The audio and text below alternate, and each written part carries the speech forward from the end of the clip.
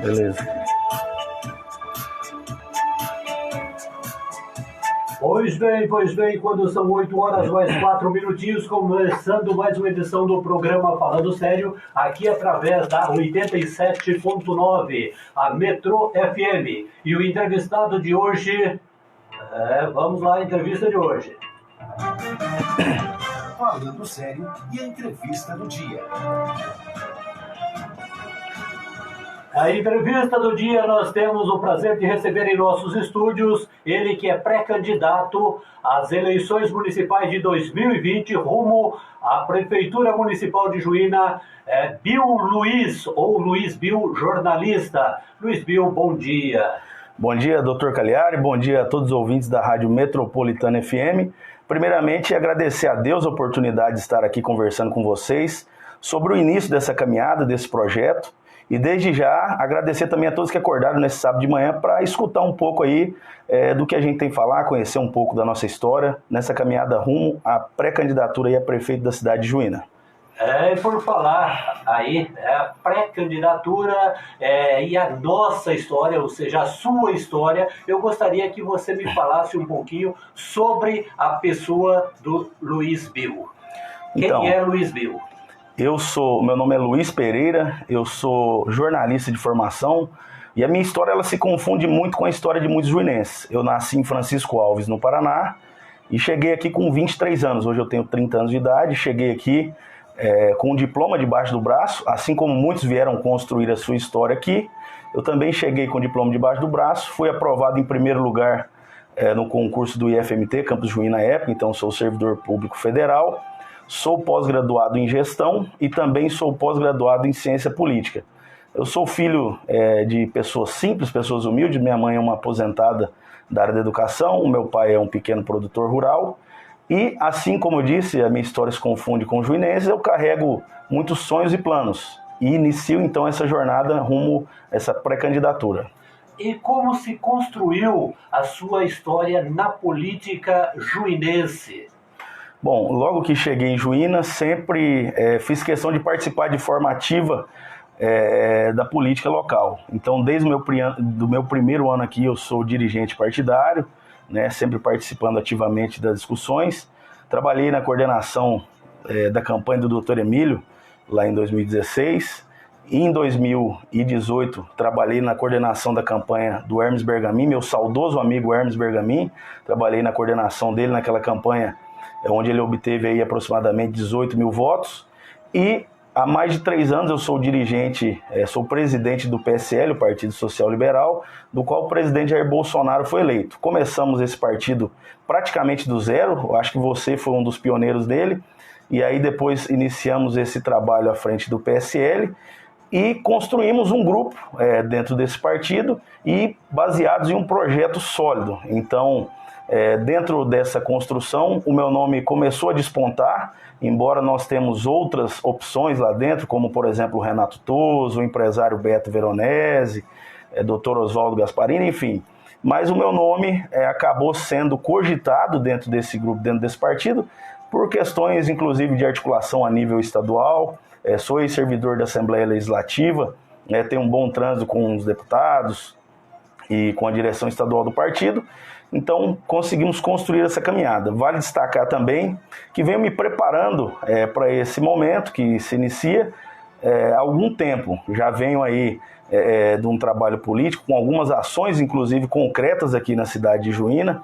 A exemplo, recentemente o município foi contemplado, vai ser contemplado com 2 UTIs neonatal, pediátricas, que foi uma ação que nós iniciamos lá atrás através do Ministério Público Federal, eu enquanto cidadão, e o município foi contemplado, que vai salvar muitas vidas.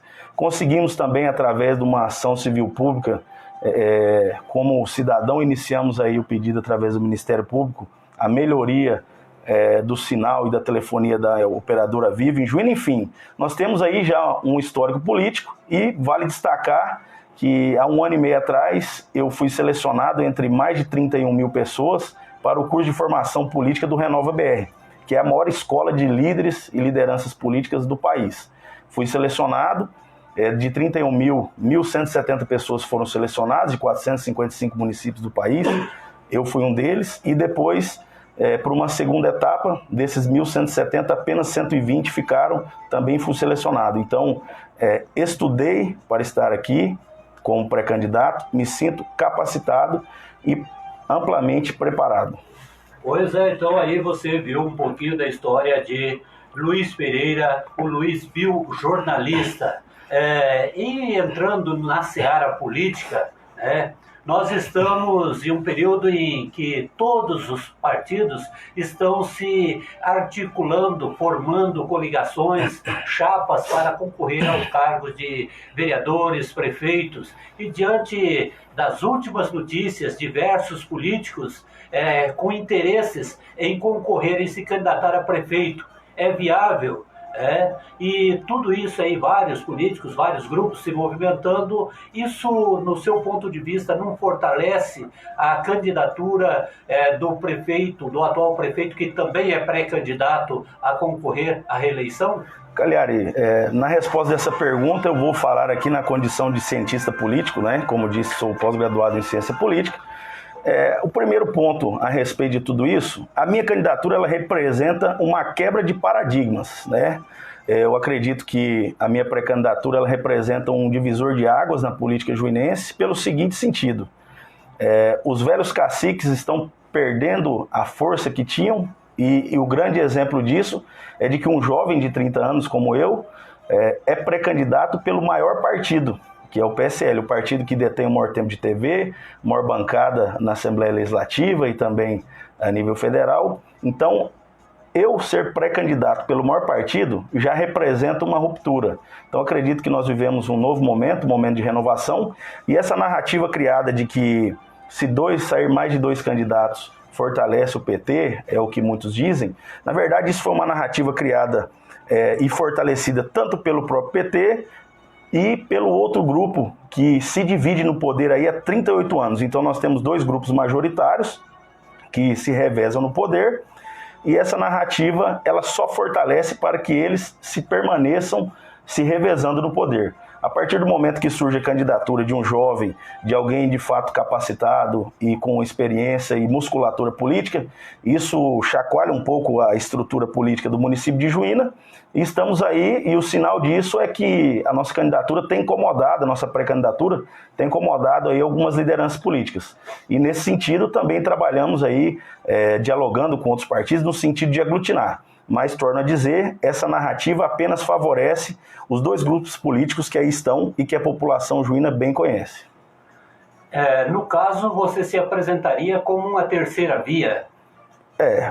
Eu me apresento como um candidato independente, pode ser considerado uma terceira via, mas não descarto a possibilidade do diálogo e, inclusive, da possibilidade de uma união da dita direita de Juína. Nós estamos vivendo em 2020 um momento ímpar e algumas empresas localizadas em Juína estão passando por problemas para se manter competitiva e algumas chegaram a fechar as portas, outras não estão conseguindo arcar com os seus compromissos no sentido de manter a empregabilidade dentro da cidade de Juína. E qual a sua visão sobre as formas administrativas da administração pública para poder contribuir em amenizar este impacto causado por esta pandemia? Nós vivemos um estado de exceção, essa situação de pandemia que talvez muitos de nós jamais esperaríamos passar por uma situação como essa. E, infelizmente, nesse momento, o poder público, aí eu cito a administração municipal, tem sido uma pedra no sapato do empreendedor, do empresário, né? O prefeito, com uma ação considerada por mim irresponsável, num fechamento precoce, sacrificou grande parte dos pequenos e médios empreendedores e chegado a um ponto de que muitas empresas sequer conseguiram retomar as suas atividades e havendo aí um desemprego em massa. Eu lembro na época, aí ao fim do primeiro ciclo aí desse fechamento, entre 300 e 400 pessoas tinham sido demitidas. Então é uma situação complicada, onde o poder público que devia auxiliar o pequeno empreendedor e estimular para que ele gerasse mais emprego, tem sido um grande entrave, uma pedra no sapato. Então, acho que nós temos que mudar essa visão, essa gestão, a forma de gestão, e estimular aqueles que se predispõem, porque hoje o cara que tem o peito de assinar uma carteira de trabalho, de abrir uma empresa, um CNPJ, ele é um corajoso e ele tem que ser estimulado, ele não pode ser atrapalhado pelo poder público, e eu digo aí na figura do gestor municipal. Hoje bem, estamos aí conversando com o Luiz Bill quando são 8 horas mais 14 minutos, ele que é pré-candidato pelo Partido Social Liberal, o PSL. Luiz Bill, nós temos aqui, recebendo mais uma pergunta. Nos últimos anos, cresceu o número de moradores de rua em nossa cidade. Qual ação poderá ser realizada para amenizar o sofrimento dessas pessoas? Bom, aí nós temos duas situações, né? É uma faca de dois gumes a questão dos moradores de rua. O primeiro ponto é aqueles que ficam desassistidos pelo poder público, aí eu cito, e também não posso responsabilizar tanto o poder público, porque diversas vezes, inclusive o Ministério Público já tentou interferir, e é um problema difícil de ser resolvido. O primeiro ponto, para acabar com as cracolândias, a cracolândia que nós vemos, por exemplo, hoje em frente à rodoviária ou em outros lugares, é fazer uma triagem e ver de fato aqueles que, você mora em Rondônia, você quer ir para Rondônia, nós vamos te dar a passagem. Você não quer? Nós temos aí a Casa de Passagem que faz um excelente trabalho. Vai para a Casa de Passagem por um tempo determinado, não é ad eterno que ele ficará lá, e ali vamos tentar realocá-lo à sociedade. Mas a primeira visão que tem que ser feita é a partir da assistência social. Tem que ser compreendida essas pessoas, aquelas que não têm sequer um documento, os indigentes, tem que ser feita uma triagem, providenciar o documento e de alguma forma capacitar. Eu acho que ficar levando comida não vai resolver o problema, eu acho que espancar não vai resolver o problema, então nós temos que olhar com um olhar humano e principalmente sob o ponto de vista da gestão pública, porque a partir do momento que eles se aglomeram na região central da cidade e passa a ser um problema, ele torna-se um problema social. Então é uma questão que ela tem que ser vista com muito carinho, e as entidades filantrópicas, aí eu cito a maçonaria, eu cito o Rotary, eu cito os movimentos da sociedade civil organizada, podem se unir, e aí eu cito aqui também o meu amigo Daniel, lá da Casa de Passagem Resgate, aqueles que estão em situação de vulnerabilidade por questões químicas ou por dependência, tem o Ebenezer para dar o suporte. Aqueles que estão por situações de crise financeira, dificuldade, vamos para a Casa de Passagem, vamos ver quais são as suas capacidades, vamos providenciar os seus documentos e principalmente permitir que eles possam ser reinseridos no meio social de forma digna. Aí estamos conversando com o pré-candidato à Prefeitura Municipal de Juína nas eleições de 2020. E chega mais uma pergunta aqui para nós. O esporte, sei que você também é um amante do esporte, o esporte tem sido visto como uma das alternativas para promover a sociabilidade e o engajamento de crianças, jovens e adultos no combate. Qual a sua opinião sobre as políticas públicas atualmente dirigidas ao esporte e o que pode e como valorizar o esporte para as mulheres também? Eu penso que o esporte é um fantástico instrumento de inclusão social e principalmente se ele trabalhado na base, aí quando eu falo a base eu estou falando das nossas crianças, ele tem a capacidade de afastar essas crianças do mau caminho, do caminho das drogas, do caminho da criminalidade.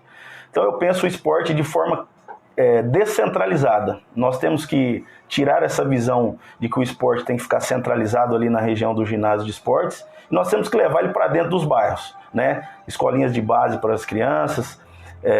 Na questão do que você fala das mulheres, eu penso que o esporte e a saúde elas têm que caminhar junto, porque a partir do momento que o esporte é visto como uma alternativa de saúde, ele melhora a qualidade de vida da população e, consequentemente, ele vai diminuir as filas aí dos postos de saúde por questões de problema de pressão alta, enfim. Então eu penso o esporte de forma descentralizada, tem que ter os núcleos de esporte dentro dos bairros.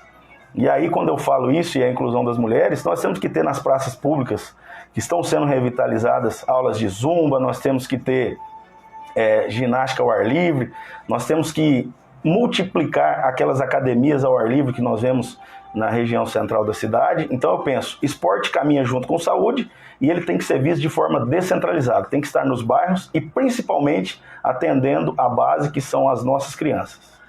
Nós tivemos, Juína, por vários anos, destaque no futsal. E o que fazer para resgatar? Porque ultimamente Juína está esquecida. Qual seria a forma ou a fórmula para fazer com que Juína voltasse a participar, não só no setor dos bairros, também a nível regional e estadual? Bom, doutor Cagliari, aí eu me dirijo aqui aos desportistas, tenho grandes amigos da área do esporte. O primeiro ponto, eu não vejo como bacana essa história que Juína teve de destaque no esporte, Copa Centro-América, enfim. Mas eu acho que a partir do momento que na época pagava-se salário para jogadores de fora vir para cá para levar o nome de Juína, eu não vejo nenhum mérito nisso. Desculpa, não é uma crítica, mas é o meu ponto de vista. Eu penso que a médio e longo prazo nós temos condição, se haver um investimento, como eu disse, nas nossas crianças, nos jovens, nos bairros, nas escolinhas de base, aí sim de termos seleções genuínas e voltar ao protagonismo das grandes disputas. Agora, a forma com que era conduzida antigamente, de que pagavam-se salários para estrelas, abre aspas aí, de outros municípios que vinham aqui apenas para vestir a camisa, eu acho que não tem nenhuma efetividade e não tem esse alcance social que o esporte deve ter. Lembrando que teve uma das seleções, inclusive a que primeiro se projetou, que era constituída por valores locais, que ficou são esses valores que eu quero retomar. Então, tá aí. E voltando aqui, mais uma pergunta que chegou para nós. Qual a sua proposta para melhorar o atendimento na rede municipal de saúde?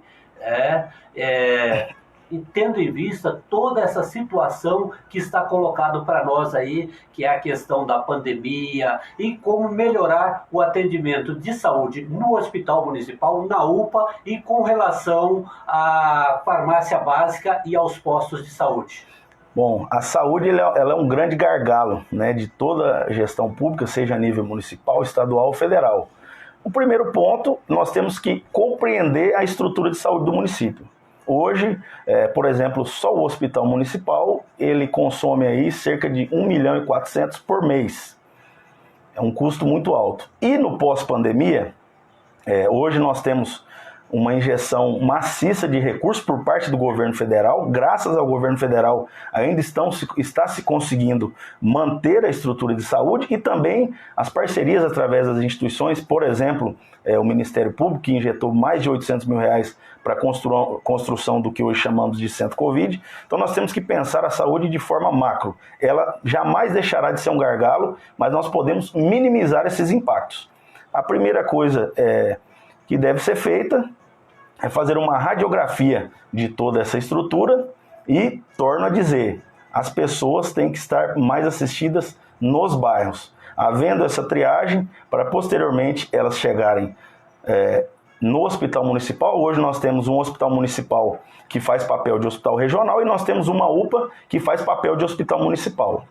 Então, doutor Cagliari, o primeiro ponto é, quando acabar a pandemia, nós temos aí uma série de cirurgias eletivas que estão suspensas. Então, o primeiro ponto que tem que ser resolvido.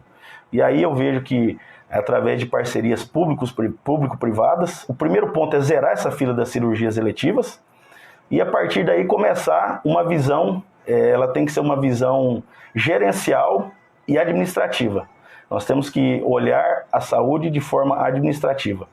Então, se possível, aumentar o atendimento, colocar duas equipes médicas talvez na UPA, um papel orientativo. Às vezes as pessoas não conseguem compreender de que a UPA é uma unidade de pronto atendimento, então isso acaba atrapalhando um pouco o andamento desse importante órgão de saúde, mas a saúde ela tem que ser vista de forma gerencial. Tá aí, então. E outra questão com relação à saúde ainda, aquela questão da viagem, do atendimento em Cuiabá, o atendimento extensivo da prefeitura em Cuiabá, como encaminhar tudo isso?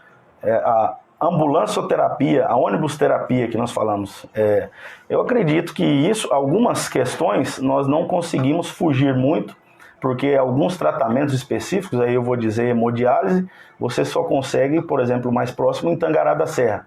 Mas outras questões nós conseguimos resolver, como eu te falei, através das parcerias público-privadas. Se nós não conseguimos trazer esse especialista, essa especialidade para a rede pública, nós temos que achar alguma forma de conseguir fazer com que essa pessoa seja atendida através de uma parceria. E nós temos aqui o Hospital São Lucas, nós temos o Hospital São Geraldo, nós temos a Policlínica. E de que forma isso seria feito? Nós já sabemos que os recursos, que a saúde ela consome muitos recursos, e o primeiro passo, utilizando-se do nosso bom trânsito político, tanto em Cuiabá quanto em Brasília, e contando que o nosso partido tem a maior bancada na Assembleia Legislativa, o primeiro passo é modificar a forma politiqueira que fazem com as ditas emendas parlamentares. Penso que todas as emendas parlamentares, 100%, elas têm que vir em forma de custeio.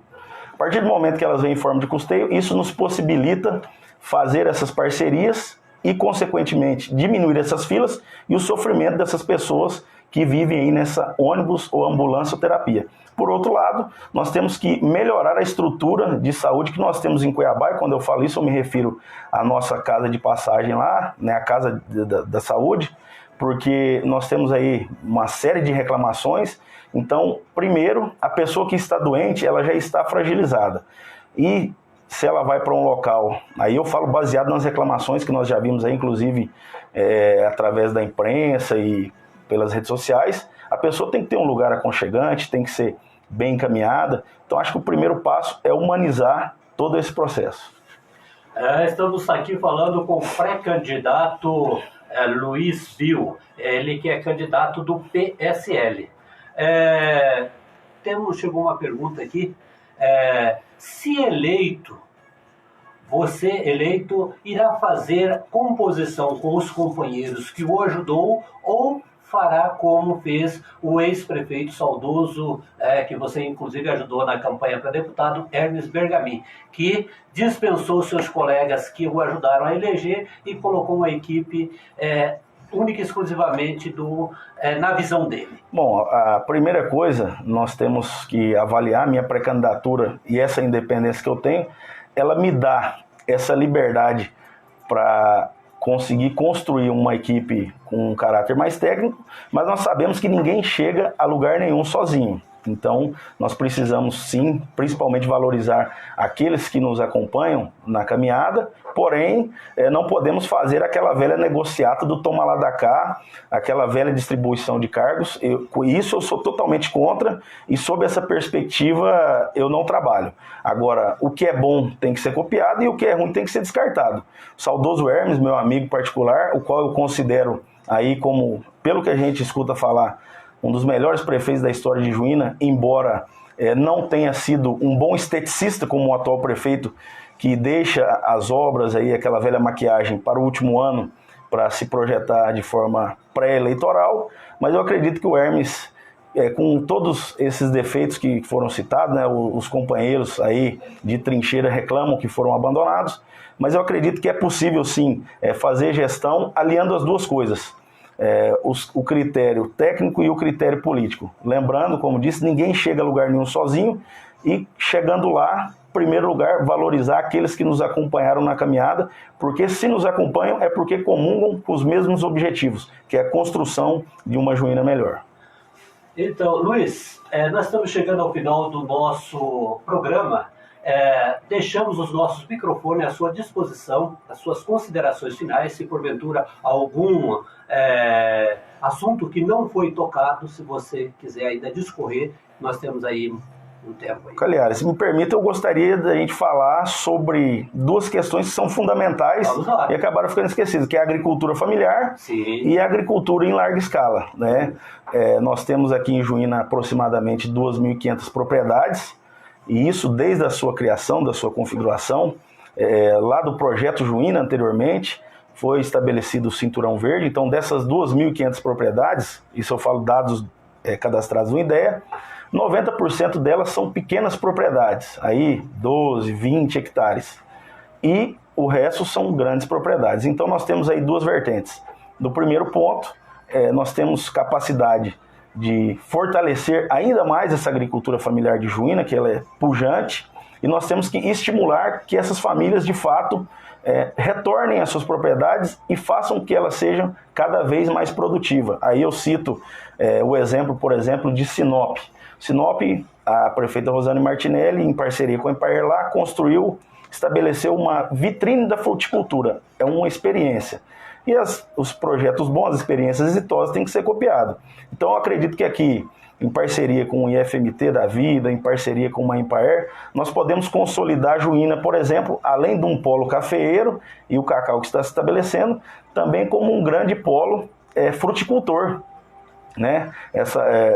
Inclusive, podendo ainda, a médio e longo prazo, aí nós temos que ter uma visão de gestão e planejamento, por que não, talvez, essas polpas, essas frutas serem processadas aqui, porque nós temos que aliar a produção,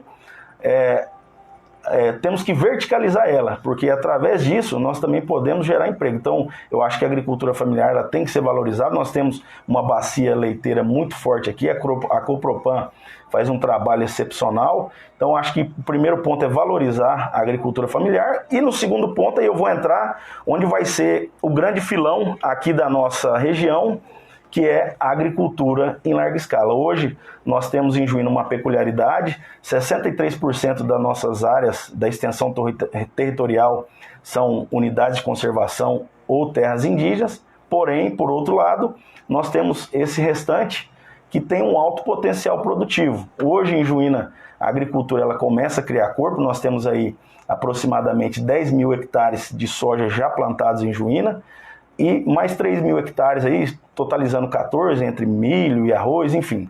E nós temos um potencial de 120 mil hectares de áreas agricultáveis. Isso eu falo onde a topografia é favorável. Então nós temos que também estimular para que, pensar no pequeno, mas também estimular para que o grande possa entrar de fato na agricultura, porque a agricultura ela traz um desenvolvimento enorme para uma região. Aí eu falo, conversando com o Volney, que é um consultor aqui da região muito conhecido, ele me fala que a projeção para os nossos próximos 5 anos, por exemplo, é chegar a 50 mil hectares plantados em Juína. Olha só que potencial.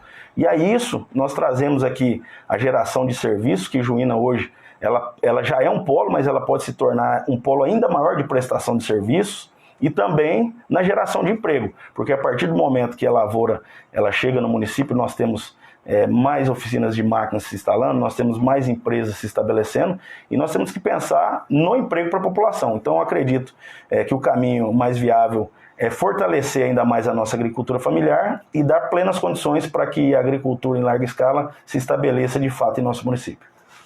Pois bem, ainda ficou uma perguntinha, você que é funcionário do Instituto Federal de Mato Grosso, como no quesito educação, o que é que você e a sua equipe têm em mente, qual é a proposta para a educação? Sabemos que Juína luta muito por trazer faculdades públicas para cá, por exemplo, a Unemat, a UFMT, o que é que nós teríamos? Bom, a primeira coisa que nós temos que pensar é o seguinte: não, aí eu falo para aqueles que nos escutam aqui através da Metrô e também pelos que estão acompanhando a nossa live do Facebook, não espere de mim aquelas velhas promessas eleitoreiras que as pessoas estão acostumadas a ouvir nos últimos 30 anos. Eu vou trazer o Nemat, eu vou fazer... Mentira! Quem fala isso, quem vir com o papo de que vai trazer o Nemat, vai fazer isso, é uma plena mentira. Então, galera, nós temos que pensar o que nós temos aqui, fortalecer. Então, hoje nós já temos estabelecido aqui o Instituto Federal, nós temos que fortalecer, trazendo novos cursos.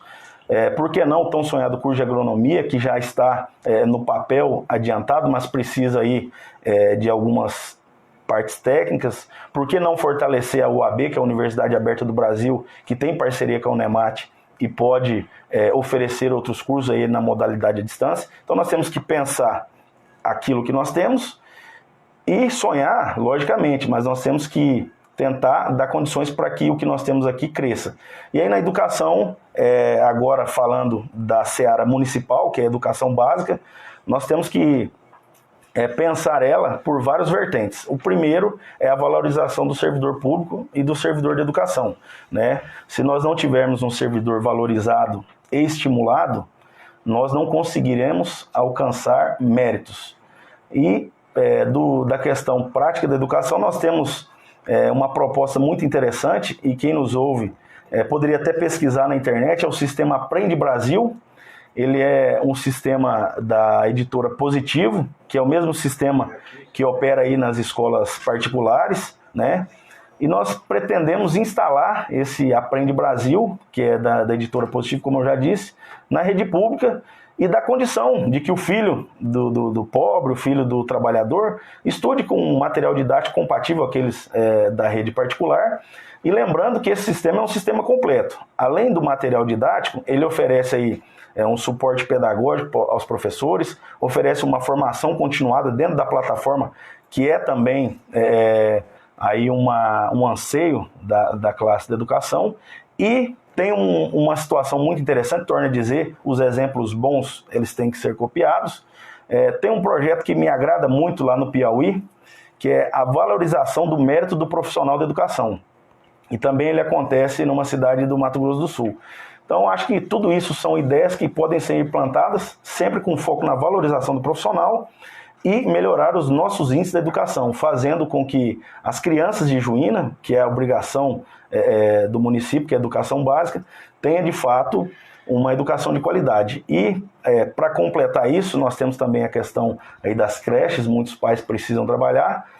Vamos fazer uma radiografia através dos dados aí dos índices e do IBGE, ver qual é o déficit de crianças que estão sem creche, se for viável ampliar as creches, e se não, é uma proposta bastante ousada que eu tenho, é a criação de um sistema de vouchers ou tickets, para que algumas crianças que estejam fora aí, que estejam fazendo parte desse déficit, possam, através do setor público, ter acesso aí a creches ou escolas da rede particular, para não onerar, porque talvez, se você for analisar um problema que é momentâneo, você cria uma creche para atender 10 vagas, mas depois ela fica obsoleta.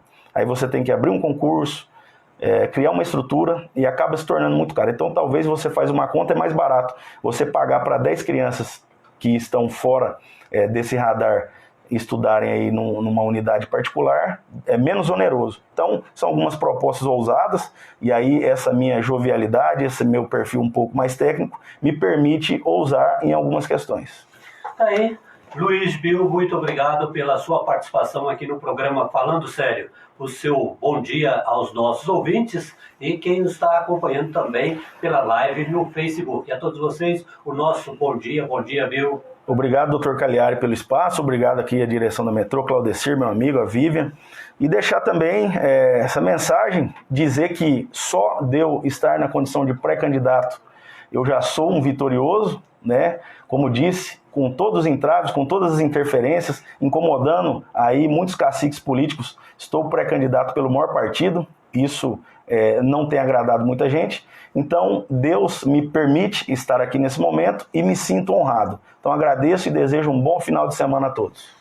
Aí, então, muito obrigado ao Luiz Bill, jornalista pré-candidato pelo PSL. A todos vocês que nos acompanharam, tenham todos um bom final de semana, prometendo voltar no próximo sábado com mais um programa Falando Sério e discutindo temas pertinentes ao que acontece na nossa sociedade local. Tenham todos um bom dia. Acabando aqui a nossa live. Obrigado a todos que acompanharam aí, pessoal. Manda um alô aí, Cagliari, pessoal do nosso Facebook aqui. Opa, bom dia. Claudecir. Valeu, galera. Um abraço. Valeu, gente. Obrigado aí por todos que acompanharam e seguimos juntos nessa caminhada. Um abraço.